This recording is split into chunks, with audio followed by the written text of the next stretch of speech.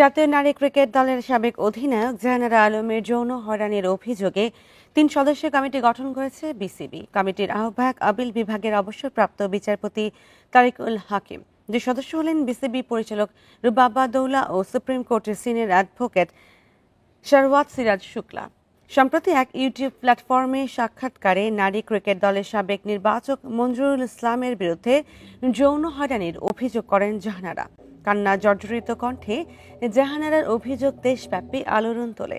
এই সাক্ষাৎকারের কয়েক ঘণ্টা পরই ক্রিকেট বোর্ড যৌন হয়রানির অভিযোগে তদন্ত কমিটি গঠনের সিদ্ধান্ত নেয় এবং দ্রুততম সময়ের মধ্যেই কমিটি গঠন করল বিসিবি। ১৫ কার্যদিবসের মধ্যে তদন্ত প্রতিবেদন জমা দেবে এই কমিটি।